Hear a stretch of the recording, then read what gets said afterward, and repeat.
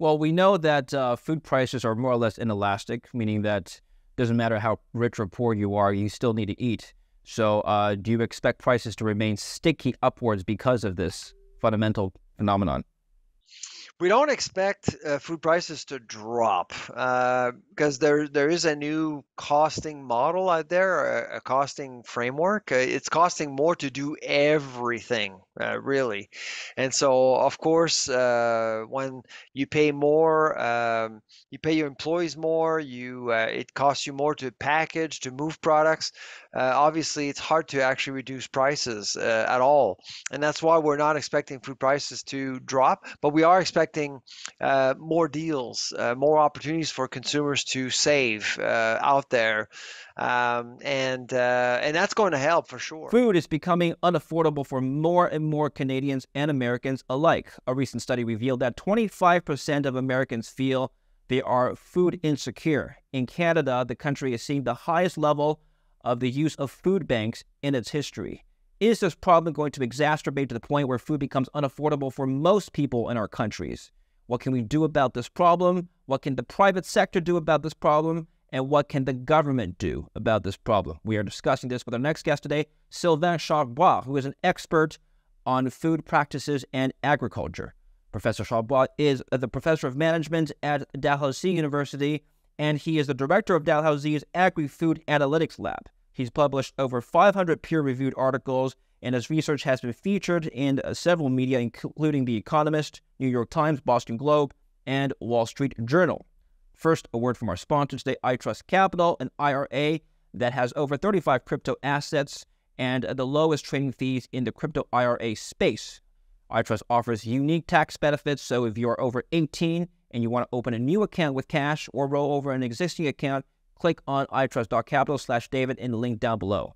Professor Charlesbois, welcome to the show. It's good to see you. Thank you for being here. Well, thank you for having me. I want to talk about your research, which is around the economics of food.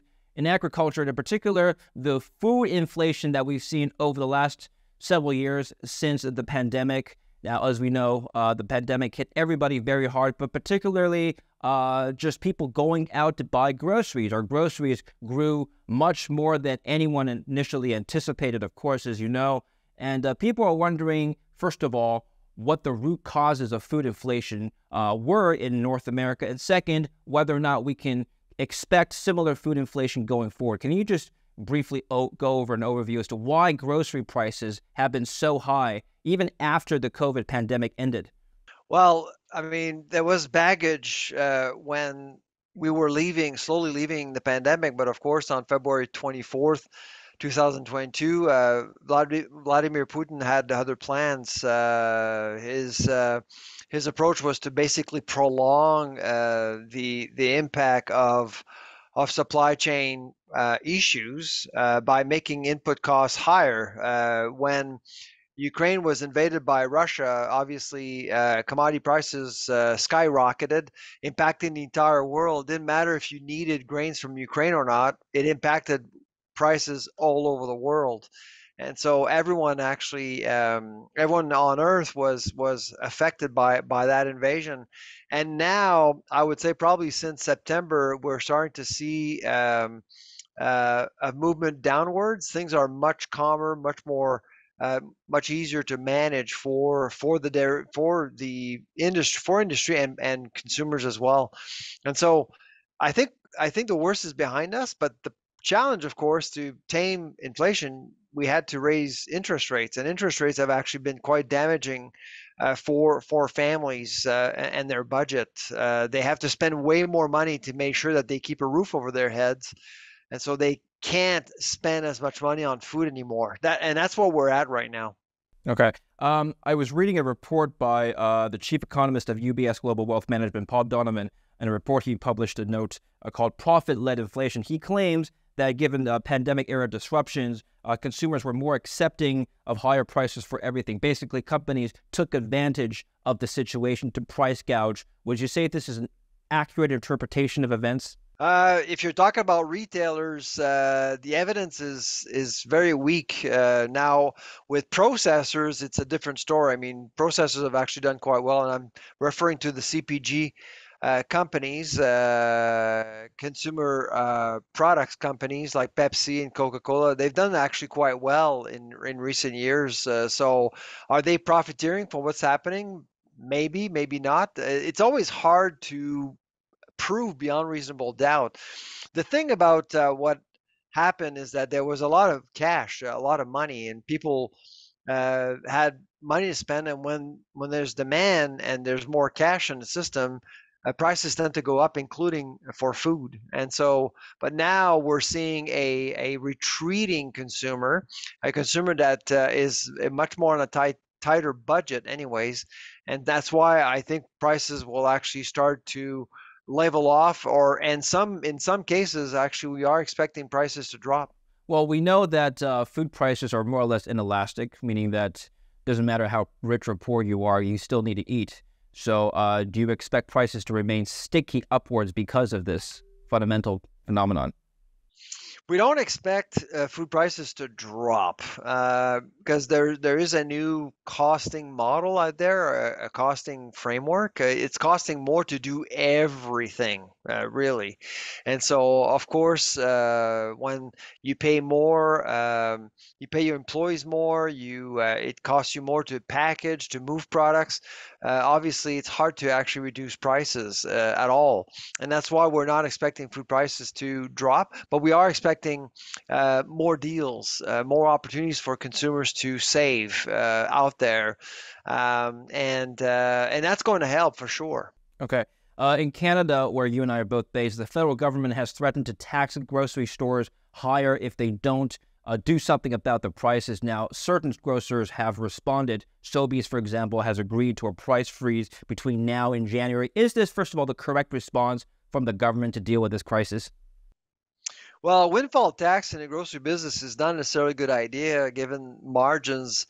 Margins are very tight in the industry. So if you are to implement a windfall tax, unlike banking, for example, you are likely going to ask consumers to pay for that tax.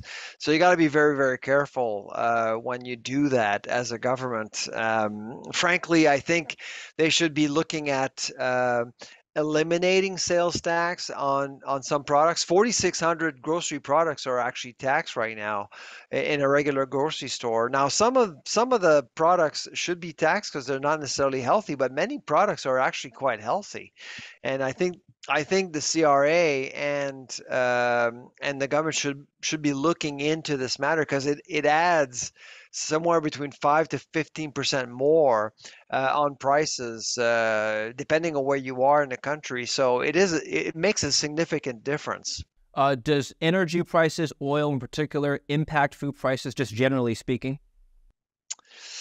The correlation is not all that strong. There's always a lag. So if energy prices actually go up, you tend to see prices move a little bit, but in some circumstances, you've actually seen prices drop. So it's always hard to correlate both, but typically you would actually see energy costs impacting food prices indirectly, but like I said, there's always a lag, 4 to 6 months. If there's a jump in energy costs, typically you would see changes in retail a few months later. Okay. And now, generally speaking, what does drive food prices either upwards or sometimes downwards, perhaps? Is it more from the demand side or is it more from the supply side that moves prices? Right now, I would say that is consumers are really pushing prices lower right now because they have no money. They're actually changing address. They're looking around. They're shopping more, and they're more demanding. Expectations have actually changed, and so therefore we do see this pressure coming from consumers to put prices to push prices down as much as possible compared to a few months ago when it was actually the opposite. You saw supply side economics pushing prices higher. Professor, okay, so given what you just said, do you expect consumers to continue to suffer into the next year? You mentioned that people have no money. Can you just clarify exactly what you mean by that? Well, there was excess cash out there. And so, but I think that governments have actually decided to stop spending too much, knowing that they are making inflation a larger problem. And if inflation is a problem, then our central bank has to raise rates. And so, right now, I would say the one thing that is hurting families the most are interest rates. And so, if you don't want to make interest rates an issue, well, you don't want to spend too much as a government, and so I think they got their message very clearly, and so that's why Ottawa. We're not expecting Ottawa or other provinces to actually spend more, which actually will help everyone in the end. Now, in the U.S., the Federal Reserve has stated that they are going to be data dependent, meaning they'll observe the data for the next couple of months before making a decision whether or not to hike or pause rate hikes indefinitely. In Canada, do you expect the Bank of Canada to follow a similar posture, or do you expect the Bank of Canada to be a little bit more hawkish, meaning they'll hike more down the line? It's unclear. It's unclear. I think it boils down to a couple of things. One, unemployment, and two, because of course in Canada, given that we have many people uh, with lots of debt, the path to a um, soft landing in Canada is much more narrow than in the US. So I think they're going to keep a close eye in terms of what's going on with employment. And the other issue, of course, especially when it comes to food, is the dollar. I mean, if the dollar actually weakens, then you would see a jump, and it did happen a few years ago. I think it was 5 years ago when food prices went up significantly in January, February, because the Canadian dollar actually dropped 10 or 12 cents in just a few weeks. And that really forced grocers to re-sign contracts to get food in to the country, and they had to pay more for that food. So our buying power was impacted as such, and of course at the end of the day, consumers had to pay more for their food. Okay. Looking ahead, how can consumers navigate this environment of higher than pre-pandemic levels of food prices? Let's assume food prices don't move significantly in either direction, up or down, in the foreseeable future. It's still relatively high compared to a few years ago. What is the optimal solution for consumers? Is it to continue going to retailers? Do we go to local markets? Do we go to wholesalers like Costco? What do you think? I think it's a combination of those things. You don't want to be at the mercy of one store. You want to hedge a little bit and visit different stores and understand what the market is doing. Every store is different. Product product mixes are different as well, and prices are different. And so you want to capitalize on all of the opportunities you have access to, and that's what people are doing. They're actually doing their work before they leave their home, and then they actually look at some options, and they'll visit 2, 3 stores, not every week, but every couple of weeks, and that helps. I've read a study that almost 25% of Americans right now are food insecure, and they're actually using food banks. In Canada as well, we're seeing the highest number, where the biggest jump in the number of usages of food banks in the country in recent years. Is this, first of all, a concern for you? And second, what can we do about this? Well, I think so. I mean, right now, clearly, food banks are oversubscribed. I mean, some food banks basically have to pay or buy a lot of food now, whereas 5, 7 years ago it wasn't the case. And we're talking millions and millions of dollars here. And so I think the system right now, food banking is essential to help some people, but I think that we need to figure out ways to help other groups of people who do want to cook, who do want to have access to healthy products as much as possible. And the one way to do it is to actually establish food bucks in Canada, where you actually give through NGOs, you give food bucks to families, and those digital cards, it's like a gift card, can only be redeemed at farmers markets. And so these programs already exist in Canada, in Nova Scotia, Montreal, uh, Manitoba, and BC. And all four of these programs have actually seen some real um, progress with families that do go to farmers markets, redeem cards, they get fresh food, they support farmers, they go home and they cook as well. There's some empowerment there going on. So that's a program that I think would be worthwhile. It's a really a low hanging fruit. It wouldn't cost a whole lot for the government to implement a program like this. This is an article from the Ottawa Citizen as of the 26th of September. I'll just read the first two paragraphs. Food Banks Canada has given almost every province a near failing grade on poverty reduction efforts, saying no province is showing sufficient progress in reducing poverty in the face of rising costs for food and housing. Food Banks Canada published its first poverty report card on Tuesday, grading provinces, territories, and the federal government on food insecurity rates, housing costs, social assistance levels, and more. Do you agree with this rating that every single province is failing in its efforts to reduce poverty and help those in need? Well, I mean, to a certain extent, I mean, I think the exercise was very much about policy and it was a bit subjective. Can we do more? Absolutely. Of course we can do more.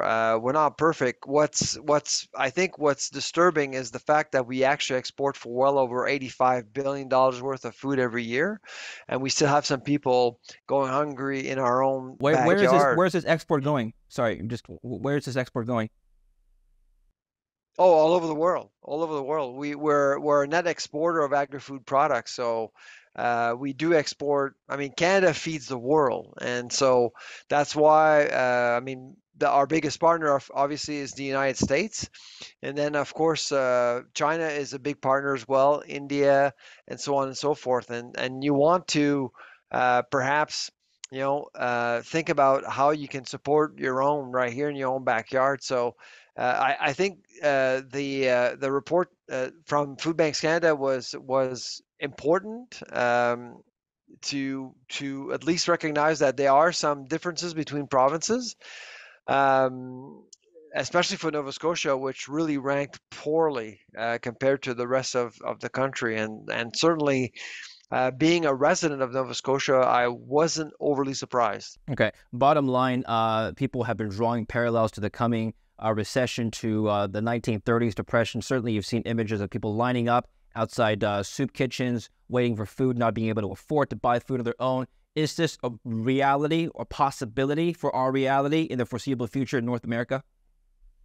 Um, I mean, I think it's temporary. It's just I think people will start recalibrating their budgets and expectations. I think they'll be very careful with how they actually deal with these issues, and frankly, my guess is that they will. I mean, indulgence will prevail. I mean, right now, I don't think that people will want to indulge, but over time, I actually think that we're going to get back to an era where people do spend money on food that really can um, support their agenda for joy and not just for survival, I guess. So you think the hospitality industry, restaurants in particular, may see some shortfalls in the coming months? Well, they're in the worst of it right now, I would say, and I mean, in light of Restaurants Canada's recent report, I mean, it's a lot of restaurant owners are really struggling, especially independent operators. And so I think we will see some failures over the next little while, many more. And so I think probably mid 2024 we'll start seeing some improvement, but not before then. Finally, I want to address this tweet you made. You said, "Dear Prime Minister Trudeau, if you want Canada to go organic, you may want to look at Sri Lanka first. The country's a mess. That's why farmers in the Netherlands are protesting. Yours truly, a Canadian who cares about food security." What do you mean by that? What's wrong with going organic? Well, organic or growing organic, there's nothing wrong with growing organic, but if you're thinking about food security, it is not highly efficient. You do get a lot of waste, and yields aren't necessarily significant. And so, if we're talking about solving food insecurity, going organic may not be the best way to go. Some people will continue to want organic and will just swear by it, and that's great. That's fine. But I don't think we should actually incorporate organically grown products, food products, as part of a food insecurity or food security agenda. But sorry, just one more question. Why does organic food make the security of the food industry less secure? Because it's not that effective. You do waste a lot. You can't produce as much food. That's all. Because you're exposed to pests, you're exposed to different things. Conventional growing will benefit from crop science, will benefit from new biotechnology. So I actually think that really that those components do make a big difference. Uh, Final question. I'll let you go, Sylvain. Thank you very much for your time. What is the optimal farming and agricultural solution going forward for North America, at least, that could make consumers' wallets a little bit lighter, but also be sustainable as well? Well, I mean, it's a mixture of different things. I actually do think that it's not just about going one way or another. It's a mixture of different things. We need to keep that in mind. Right now, um, there's a lot of back and forth. The debate around growing food is quite divisive right now, and it shouldn't be that way. It should be about being inclusive. It's about incorporating different views to produce food and not just excluding some methods. And right now, there's a lot of that going Should on. we be importing more food than we produce locally? I read that it's actually cheaper to import certain foods, which could benefit the poor. Yes.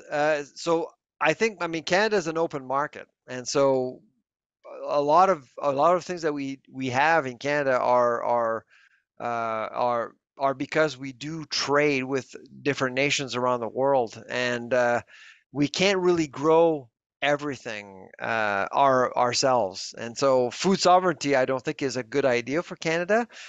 We are good at growing certain things, but not everything in a economic in a really efficient economic fashion. And so that's why I think you want to keep an open mind and see if you can grow more capacity while exporting more around the world. Canada, I mean, the world needs more of Canada. Excellent. Professor, thank you very much for your time. Where can we learn more about you and follow your work? Well, you can actually just look up the Agri-Food Analytics Lab at Dalhousie University, and all of our reports are available on our website, free of charge, in both English and French. Excellent. Thank you very much, Professor. All right. And thank you for watching. Don't forget to like and subscribe and follow Professor down the links below.